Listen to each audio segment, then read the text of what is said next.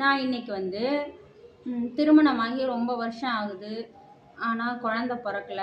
நிறைய டாக்டர்ஸ் பார்த்துட்டோம். டாக்டர் ஒன்றும் இல்லைன்னு சொல்லிட்டாங்க. பட் இருந்தாலும் குழந்த பொறக்கல. மாமியார் திட்டுறாங்க, நாத்தனார் திட்டுறாங்க, சொந்த பந்தம் எல்லாம் திட்டுறாங்க அப்படின்னு அழுதுகிட்டு வருத்தப்பட்டுட்டு இருக்கும் பெண்களுக்காக நான் ஒரு டிப்ஸ் சொல்கிறேன். அதை ஃபாலோ பண்ணிக்கணும். சரியா? 2 விஷயம்தான் நீங்கள் ஃபாலோ பண்ண போகிறீங்க. 1, முருகனுக்கு வேண்டிக்கிங்க. நான் இந்த மாரி செவ்வாய்க்கிழமை விரதம் எடுக்கிறேன். என் வயிற்றுல முருகா உங்களை மாரியே ஒரு குழந்த பிறக்கணும்னு சொல்லி வேண்டிக்கிங்க. செவ்வாய்க்கிழமை சாயந்தரம் 6 to 7:30 நெய் தீபம் 6 நெய் தீபம் போடுங்க. 6 வாரம் வேண்டிக்கிங்க. இல்லை குழந்த பிறக்கிற வரைக்கும் வேணாலும் நான் விரதம் எடுக்கிறேன்னு சொல்லி வேண்டிக்கிங்க. 1.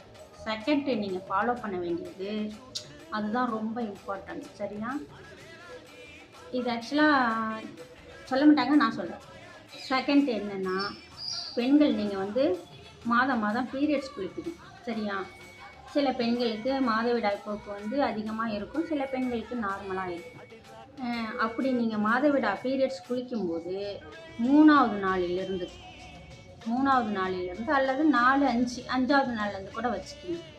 5வது நாள்லேருந்து ஒரு வாரம் தொடர்ந்து 5வது நாள்லேருந்தே ஒரு வாரம் நீங்கள் உங்கள் கணவரோட தாம்பத்திய உறவில் ஈடுபடணும். நான் சொன்னது புரியுதா? பீரியட்ஸ் குளித்த நாள்லேருந்து 3வது நாள்லேருந்து ஸ்டார்ட் பண்ணிங்க, அல்லது 5வது நாள்லேருந்து ஸ்டார்ட் பண்ணிங்க. அது மாதவிடாய் போக்க பொறுத்தது. அதுலேருந்து தொடர்ந்து ஒரு வாரம் உங்கள் கணவரோட நீங்கள் தாம்பத்திய உறவில் ஈடுபட வேண்டும். அப்படி ஈடுபடும்போது தாம்பத்திய உறவில் ஈடுபட்டு முடிஞ்சு நீங்கள் உடனே எழுந்திருக்க கூடாது. ஒரு 20 நிமிஷமாவது நீங்கள் படுத்திருக்கணும். நான் ஏன் அப்படி சொல்கிறேன் எழுந்திருக்கக்கூடாது அப்படின்னு நான் ஏன் சொல்கிறேன்னா, அந்த கர்ப்பப்பைக்குள்ளே போய் ஆணோட விந்தணுக்கள் விழுகணும். அதுக்கு தான் உங்களை நான் அப்படி இருக்க சொல்கிறேன். அது அப்படி முடிஞ்சதுக்கு அப்புறம் அடுத்த மாதம் நீங்கள் என்ன டேட்டில் பீரியட்ஸ் குளிச்சிங்களோ அந்த டேட்டு வரும்போது பீரியட்ஸ் வருதா பாருங்கள். சப்போஸ் பீரியட்ஸ் வரல அப்படின்னா ஒரு 40 நாள் கழித்து ஒரு 40 நாள் வெயிட் பண்ணுங்கள். அதுக்கப்புறம் பீரியட்ஸ் வரல அப்படின்னா போய் செக் பண்ணிக்கிங்க.